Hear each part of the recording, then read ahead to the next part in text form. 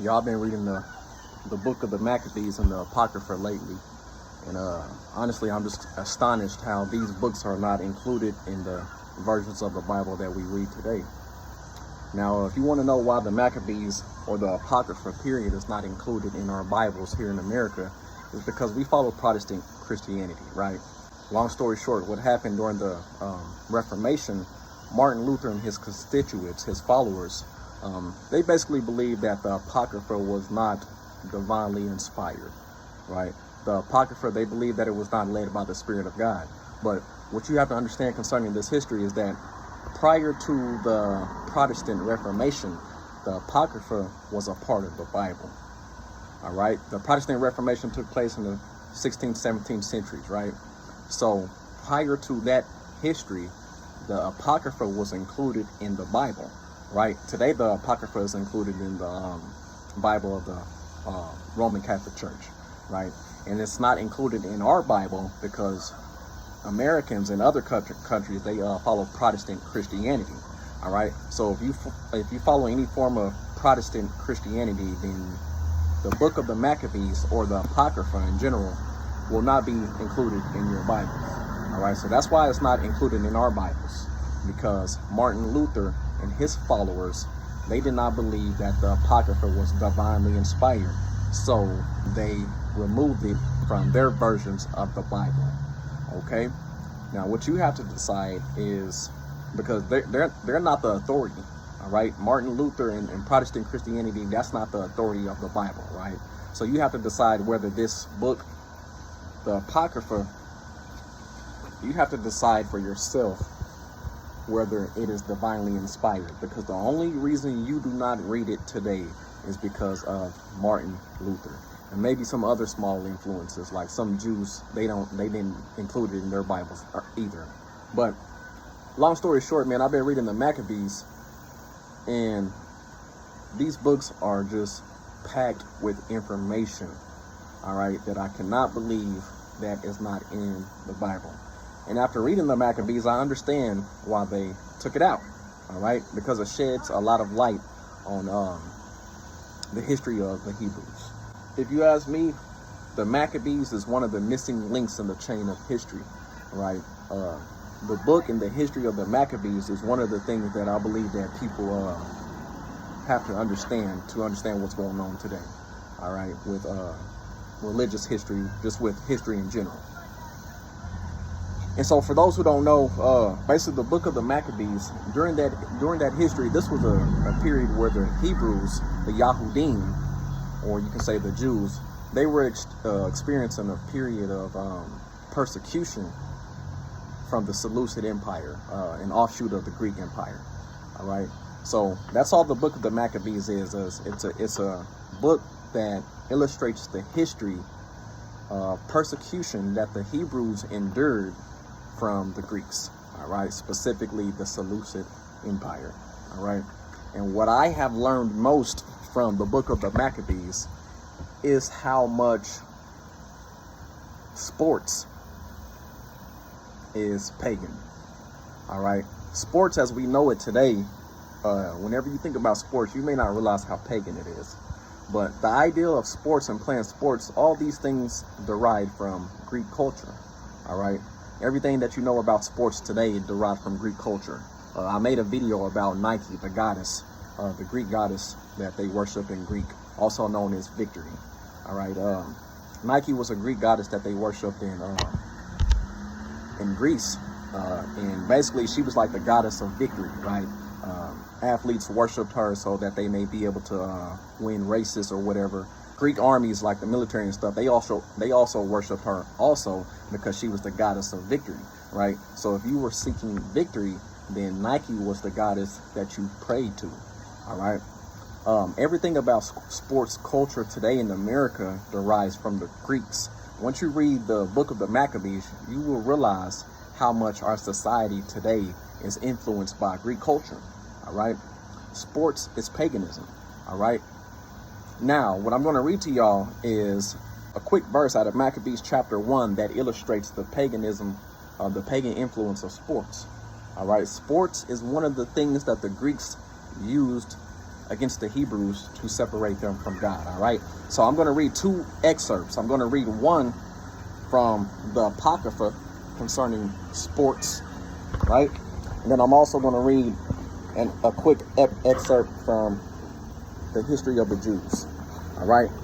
They both kind of talk about the same thing, but I'm going to reinforce what I'm saying with a different book. All right. So in First Maccabees chapter 1, basically what's going on, the author is telling us the history of the Greeks, how Alexander died and his successors, they basically fulfilled his military campaigns. And First Maccabees chapter 1 verse 11, it says, "In those days there came out of Israel transgressors of the law, and persuaded many, and said, let's go and make a covenant with the Gentiles that are around us." The author of the Maccabees is telling us that transgressors of the law that came out of Israel and persuaded many and said, let's make a covenant with the Gentiles, right? For ever since we parted from them, since we separated ourselves from them, many evils have befallen us. So these Jews believe that ever since they separated themselves from the Gentiles, that many evils have befallen them. The crazy thing is, some of the Israelites said the same thing whenever they left Egypt, when they was in the wilderness. They told Yahuwah and Moses that ever since we left Egypt, many evils have befallen us. Ever since we left Egypt, things have got worse for us because we was eating good, we was living good. Israel is saying the same thing right here. So they decided to make a covenant with the Gentiles, and then it says, and the saying was good in their eyes. And certain of the people were forward here, inland, went to the king, and gave them license to do the ordinances of the Gentiles. And they built a place of exercise in Jerusalem, according to the laws of the Gentiles. And they made themselves uncircumcised, and forsook the holy covenant, and joined themselves to the Gentiles, and sold themselves to do evil. All right. So many Israelites, or it says Jews, they made a covenant with the Gentiles, and after they made that covenant, they placed a place of exercise in Jerusalem according to the laws of the Gentiles. All right. The Gentiles in this context is referring to the Greeks. All right. So they placed a place of exercise according to the laws of the Gentiles in Jerusalem after they made a covenant with the Greeks. Now, why in the world would they place a place of exercise after they made a covenant with the Greeks in Jerusalem? What's wrong with exercising? Well, if you know anything about the history of sports, you will know that everything about sports today derives from pagan culture and derives from the Greeks. Like I said, sports was basically everything we know about sports today comes from the Greeks. All right. The Greeks were infatuated with sports. This is why they worship the goddess Nike, who basically was invented in Greece. Right. They were infatuated with sports just like we are today. They even held a sports event called the Olympics. All right. The idea of the Olympics today derives from Greek culture. All right. And the Olympics took place every 4 years. All right. And historians called the interval of time in between these Olympics, which was 4 years, it was known as an Olympiad, right? So every Olympiad, which is every 4 years, they would hold these feasts that they called the Olympics. And the Olympics to the Greeks were basically religious festivals that were honored to Zeus, all right? This is what the Olympics were, all right? The Olympics were religious festivals dedicated to the honor of Zeus, right? So the Greeks believe that these Olympics were invented by Hercules, all right? And these Olympics had all kind of games. People were naked, people ran races, you know, they played all kind of sports events. And a lot of the athletes who participated in these sports events, like they didn't really receive that much money. It wasn't about money or anything back then. It was just entertainment. But what they did receive was fame, all right? Just like athletes do today, all right? Once you realize the history of sports and you realize how much it is intertwined with paganism, you'll realize why you should set yourself apart from sports today, all right? It's not holy, all right? The Olympics were religious festivals that were dedicated to Zeus, all right? So what do you think that means today? All right, it's not like it's any different today. Zeus, of course, he's not a real god, but Satan is, right? Satan doesn't care what you call him. He doesn't care if you call him God, Elohim, Zeus. He doesn't care what you call him, as long as you don't worship the Most High, Yahuwah. All right. Now, with that being said, I'm going to read another excerpt from the history of the Jews. All right. This book tells about the history of the Jews from their Babylonian exile all the way up until I think 1600s, maybe the late Christian era or something like that. But this book tells about the history of the Jews. It also tells about the period that I just read about in the Maccabees. All right. In this book on page 55, it says, now that the Hellenizers had full control of Judea's government, they began to build gymnasiums within Jerusalem in which the young people were encouraged to spend a great deal of time. The young priests neglected their duties in the temple in order to engage in sports. All right, this is page 55 right here. The history of the Jews. No exaggeration. All right. The young priests in the temple, they begin to engage in sports activities, and they begin to neglect their priestly duties. All right. Sports is a part of Hellenization. Sports is one of the things that the Greeks spread whenever they were spreading Hellenization.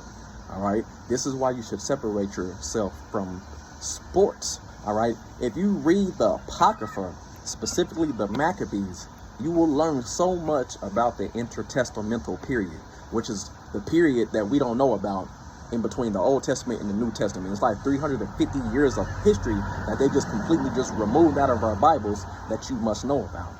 All right. And like I said, during that period, the Hebrews were being persecuted because of their observance of the law. All right. Because of their observance of the commandments of God. All right. And one thing they did to separate them and to get them pried off the law was to influence them to play sports. And as you just read, I just gave you two sources in the Maccabees and the History of the Jews by Solomon Grazel. It tells you about the impact that sports had on the Hebrews and how it was used to separate them from God. All right. The young priests neglected their duties in the temple in order to engage in sports. All right. Now, there's a lot more I could talk about on this, but I just want to let y'all know how much sports today is influenced by paganism. Why do you think that it is so popular?